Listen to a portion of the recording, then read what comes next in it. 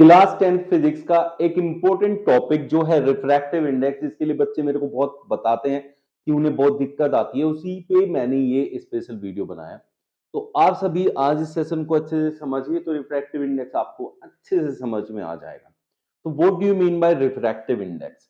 Refractive index हमें एक ratio बताता है कि एक मीडियम दूसरे मीडियम से कितना डेंसर या कितना रेयरर होगा। अब बात को समझते हैं कि डेंसर क्या होता है कि रेयरर क्या होता है। डेंसर मतलब जिसमें पार्टिकल ज्यादा पास पास होते हैं वो डेंसर मीडियम होता है, और जिसमें पार्टिकल्स थोड़े दूर दूर होते हैं वो रेयरर मीडियम होता है। Like water and air. अगर वाटर और एयर की बात करता हूं तो वाटर के पार्टिकल्स एयर के कंपैरिजन में ज्यादा पास पास हैं, क्योंकि वो लिक्विड है, एयर जो है वो आपका गैस है। तो इसके पार्टिकल ज्यादा पास पास होते हैं, तो इसका मतलब ये डेंसर मीडियम है। एयर के पार्टिकल थोड़े दूर दूर होते हैं, इसलिए वो रेयरर मीडियम है। अब अगर लाइट पास हो वाटर से, तो उसके पार्टिकल्स पास पास होते तो उसको उसमें से पेनिट्रेट करने में या पार होने में या उसके अंदर जाने में ज्यादा दिक्कत फील होगी, जबकि वो एयर में इजीली पास हो जाएगा। बस इसी वजह से जहां उसको ज्यादा स्पेस मिलेगा जिसमें वो आसानी से पास हो सकता है, वहां उसकी स्पीड ज्यादा हो जाएगी। तो इसलिए रेयरर मीडियम में स्पीड ऑफ लाइट ज्यादा होती है डेंसर मीडियम के कंपैरिजन में, और इसी के रेशियो की बात करता है रिफ्रैक्टिव इंडेक्स। वो ये बताता है कि कोई भी मीडियम कितना किसी से डेंसर या रेयरर है, और उसमें स्पीड ऑफ लाइट क्या होगी, लाइट की स्पीड ज्यादा होगी कि कम होगी, बस उसी के रेशियो को डिस्कस करता है। जब रिफ्रैक्टिव इंडेक्स की बात करते हैं तो हमारे पास रिफ्रैक्टिव इंडेक्स की दो टर्म्स होती हैं, एक होता है एब्सोल्यूट और एक होता है रिलेटिव। जैसा आप देख नाम से ही समझ रहे होंगे एब्सोल्यूट एंड रिलेटिव।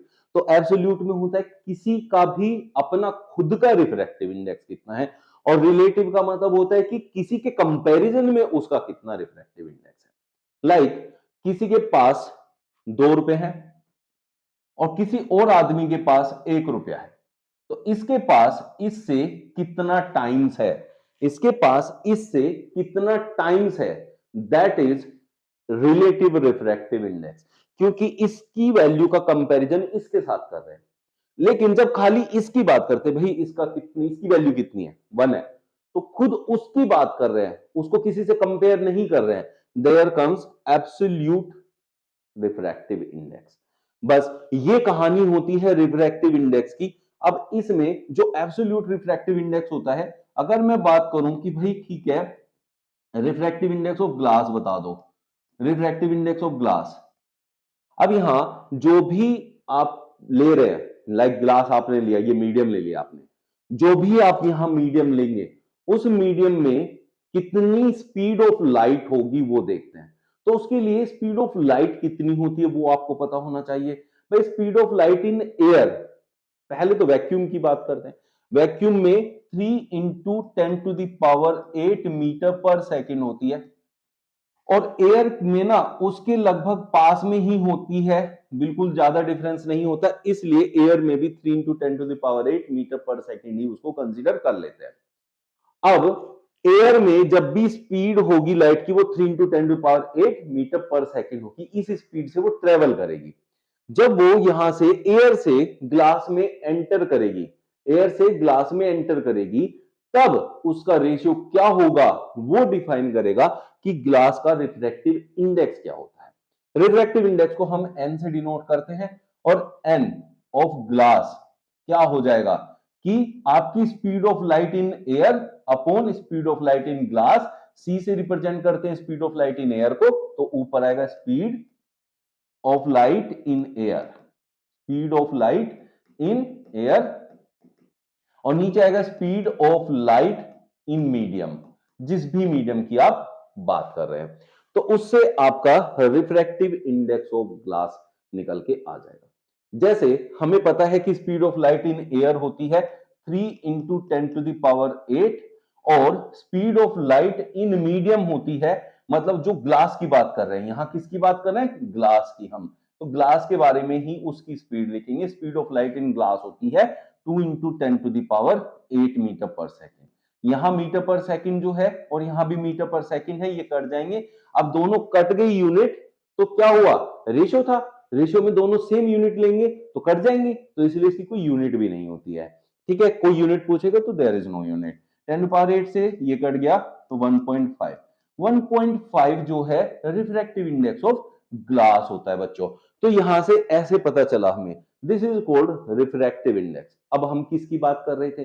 जब हमने एयर से कंपेयर किया, मतलब उसकी खुद की बात की, एक तरीके से ये कह सकते हैं, तब उसकी बात थी एब्सोल्यूट रिफ्रैक्टिव इंडेक्स की। तो यहां जो बात टोटल हमने करी वो ग्लास की करी है, तो this is absolute refractive index.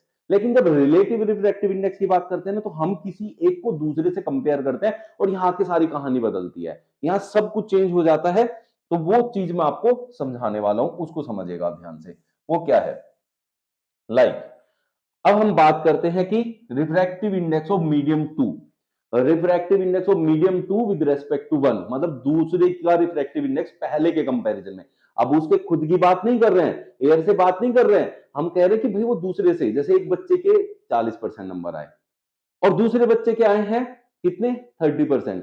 तो हम क्या करेंगे, उस 30 वाले से कितना उसके ज्यादा है कंपेयर करते हैं ना। तो ऐसे एक दूसरे से जो कंपैरिजन है वो ही है रिलेटिव रिफ्रैक्टिव इंडेक्स। ठीक है, यहाँ कंपैरिजन चल रहा है, जो कि लाइफ भर सब करते ही हैं।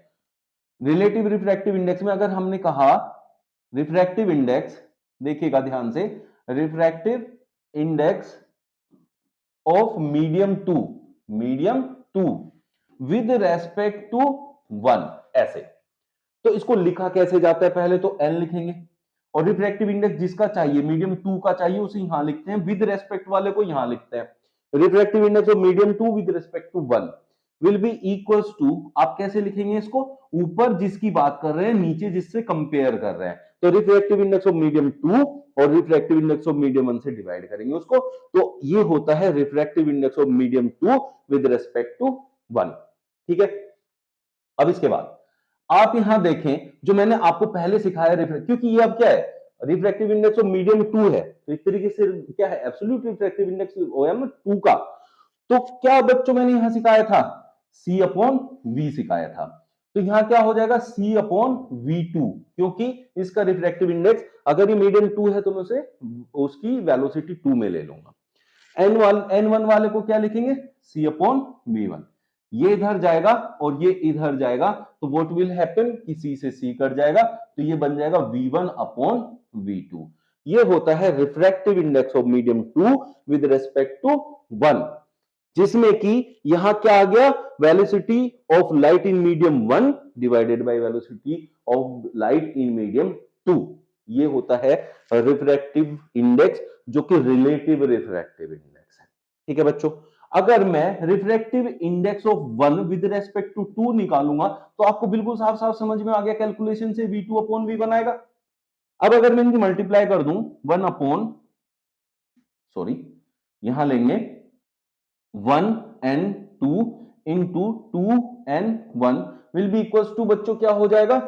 V1 upon V2 into V2 upon V1। ये कैंसिल आउट हो गया, चलिए 1 आ गया। तो रिफ्रैक्टिव इंडेक्स, अब अगर मैं कंपेयर करूं इसका, refractive index of 2 with 1 will be equals to 1 divided by, ये उधर चला जाएगा, तो refractive index of 1 with respect to 2, ये इसका रेसिप्रोकल हो गया एक तरीके से। तो इस तरीके से आप लोग समझ सकते हैं कि रिफ्रैक्टिव इंडेक्स एक्चुअली में होता क्या है।